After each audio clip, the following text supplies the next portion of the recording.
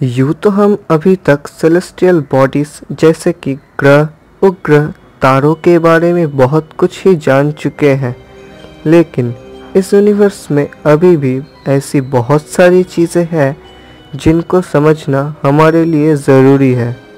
उनमें से एक है ब्लैक होल्स। हम इस वीडियो में जानेंगे कि कैसे हमें ब्लैक होल्स के अस्तित्व के बारे में पता चला और ये भी जानेंगे कि क्यों ये हमारे लिए इतना महत्वपूर्ण चर्चा का विषय अभी भी है। तो चलिए आज का वीडियो शुरू करते हैं। Zombie apocalypse.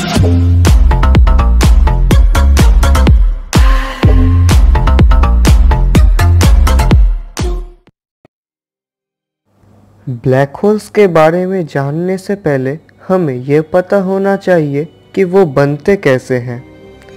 एक तारा जब अपने लाइफ टाइम का कुछ अंतिम समय गुजर रहा होता है तो इसका आकार पहले के मुकाबले बहुत ही ज़्यादा बढ़ जाता है। एक स्टेबल तारा स्टेबल इसीलिए ही कहलाता है क्योंकि इसकी कोर की ग्रेविटी न्यूक्लियर फ्यूजन से पैदा होने वाले आउटवर्ड फोर्स को पूरी तरीके से बैलेंस कर लेता है। पर कई बिलियन सालों बाद जब तारे के कोर में इतनी हीलियम नहीं बचती कि वो फ्यूजन में काम आके ग्रेविटी को काउंटर कर सके, तब तारा एक फाइनल विस्फोट के साथ कोर में ही समा जाता है, जिस प्रोसेस को हम सुपरनोवा एक्सप्लोजन भी कहते हैं। क्योंकि इससे कोलैप्स्ड हुए मैटर एक छोटे से वॉल्यूम में समा जाता है, इसीलिए इसकी डेंसिटी बहुत ही ज़्यादा होता है। अगर हमारे सूर्य के करीब 5 से 10 गुना कोई बड़ा तारा सुपरनोवा एक्सप्लोजन में कोलैप्स करता है तो इसका कोलैप्स्ड मैटर एक छोटे से बिंदु में समा जाएगा, जिसकी ग्रेविटी इतनी पावरफुल हो जाएगी कि खुद लाइट यानी कि फोटॉन्स भी उससे बाहर नहीं आ पाएंगे। इसीलिए एक एक्सटर्नल ऑब्जर्वर को ये हमेशा काला ही नज़र आएगा, जिसको हम ब्लैक होल्स पुकारते हैं। अगर आप सोच रहे हैं कि ब्लैक होल सिर्फ विशाल तारे के कोलैप्स होने के बाद ही बनता है, तो आप यहाँ पे गलत हैं। अर्थ, सन, इवन मैं और आप भी ब्लैक होल्स बन सकते हैं, मगर उसके लिए एक कंडीशन अप्लाई होना ज़रूरी है। जैसे कि अगर हमारे अर्थ को एक ब्लैक होल में परिवर्तन करना है तो हमें अर्थ के मास को एक छोटे से रेडियस में कंप्रेस करना पड़ेगा। अगर हम इसमें सफल हुए तो ये एक ब्लैक होल का निर्माण भी करेगा और उसके मास को भी सेम रखेगा, जिसका आकार एक क्रिकेट बॉल के जितना ही होगा, बट मास अर्थ के जितना ही होगा।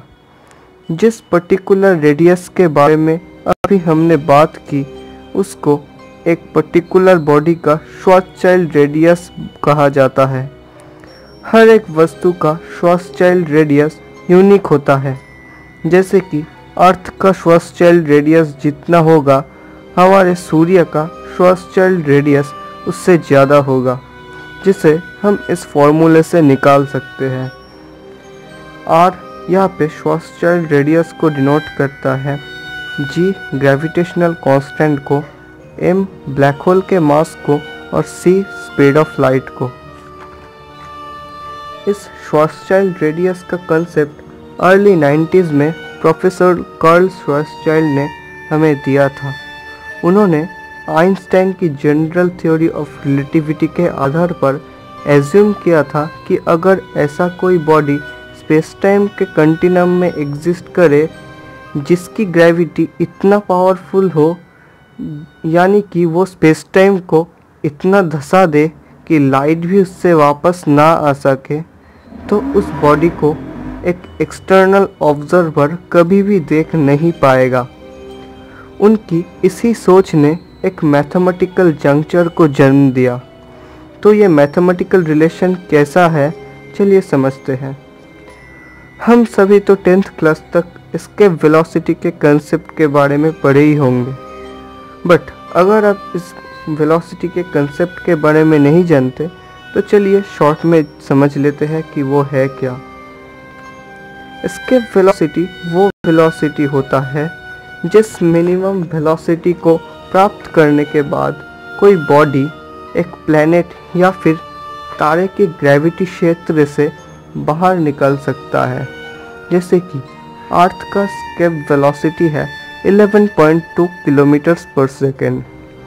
एनीवे, इस एस्केप वेलोसिटी को हम v से डिनोट करते हैं, जिसे हम इस फॉर्मूले से निकाल सकते हैं। v = √2gm/r, जहाँ पे g ग्रेविटेशनल कांस्टेंट है, m उस बॉडी का मास है और r उस बॉडी का रेडियस है। अब सोचिए, अगर ये एस्केप वेलोसिटी लाइट के स्पीड के बराबर या उससे थोड़ा सा ज़्यादा हो तो इस फॉर्मूले में क्या अंतर आएगा। अगर हम यहाँ पे v के रिप्लेस करें c के मुकाबले तो इस फॉर्मूले को रीअरेंज करने के बाद आएगा श्वार्ज़चिल्ड रेडियस = 2gm/c²। अगर यहाँ पे आप सोच रहे हैं कि हम इस स्पीड को सिर्फ लाइट के स्पीड के बराबर ही क्यों पकड़ रहे हैं, क्योंकि कोई बॉडी का एस्केप वेलोसिटी तो लाइट के स्पीड से भी ज़्यादा हो सकता है, तो आपके मन में यह प्रश्न ज़रूर उठा होगा। तो यहाँ पे मेरा उत्तर यही रहेगा कि इस फॉर्मूले में कोई भी अंतर नहीं आएगा। इस मैथमेटिकली भी ये प्रूव्ड है। मैं इसका एक छोटा सा डेमोन्स्ट्रेशन दे दूंगा। अब ब्लैक होल्स के फॉर्मेशन के बारे में जानने के बाद आप लोगों के मन में ये प्रश्न तो ज़रूर उठा होगा कि अगर ब्लैक होल्स कोई भी चीज़ एमिट नहीं करते तो साइंटिस्ट ने इनके बारे में कैसे पता लगाया। हाँ, ये सच है कि ब्लैक होल्स कुछ भी एमिट नहीं करते और हम इन्हें देख भी नहीं सकते, बट इनकी पावरफुल ग्रेविटी की वजह से ये अपने आसपास के चीज़ों पर इफ़ेक्ट डालते रहते हैं।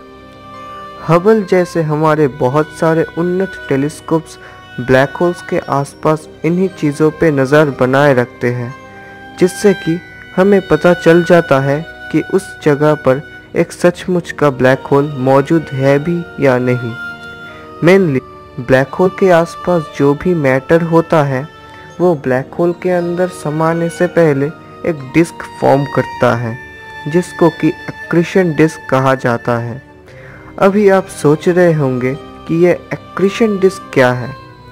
अभी मैं अगर इसके बारे में डिटेल से समझाने गया तो ये वीडियो बहुत ही लंबा हो जाएगा, तो हम इसे विस्तार में कोई अन्य वीडियो में समझेंगे। अभी आप सिर्फ इतना जान लीजिए कि ये डिस्क हमारे सैटर्न के डिस्क के जैसा ही होता है। एनीवे, इस एक्रीशन डिस्क में सारे मैटर तकरीबन लाइट के स्पीड से ही रोटेट करते रहते हैं। क्योंकि सब मैटर यहाँ पे बहुत ही ज़्यादा स्पीड से ट्रैवल करते हैं, इसीलिए वो सब मैटर हाईली एनर्जेटिक भी हो जाते हैं और एक दूसरे के टकराने से लाइट भी एमिट करते हैं, जैसे कि दो पत्थर के टकराने से होता है। इसीलिए यह डिस्क हमेशा बहुत ही चमकीला नज़र आता है, जिसको हमारे टेलीस्कोप्स बड़े ही आसानी से डिटेक्ट कर लेते हैं, जिससे कि हमें पता चल जाता है कि उस पर्टिकुलर एरिया में एक ब्लैक होल मौजूद है। क्योंकि ब्लैक होल्स एक सिंगुलैरिटी से बनते हैं और बिग बैंग भी एक सिंगुलैरिटी से ही अस्तित्व में आया था, इसीलिए साइंटिस्ट मानते हैं कि अगर ब्लैक होल्स को हम सही तरीके से समझ ले तो फिर हमें बिग बैंग क्यों या कैसे हुआ था इसका उत्तर भी पता चल जाएगा। आज के लिए बस इतना ही दोस्तों। अगले वीडियो में हम समझेंगे कि लाइगो क्या है और कैसे उन्होंने ब्लैक होल्स के अस्तित्व के बारे में पुख्ता सबूत दिया है। आशा करता हूँ कि आज का वीडियो आपको पसंद आया होगा। अगर ऐसा है तो मेरे चैनल को सब्सक्राइब ज़रूर कीजिएगा और लाइक करना मत भूलना दोस्तों। आज के लिए मैं आपसे विदा लेता हूँ। मुलाकात होगी फिर एक ऐसी ही साइंस से रिलेटेड वीडियो के साथ। तब तक के लिए नमस्कार।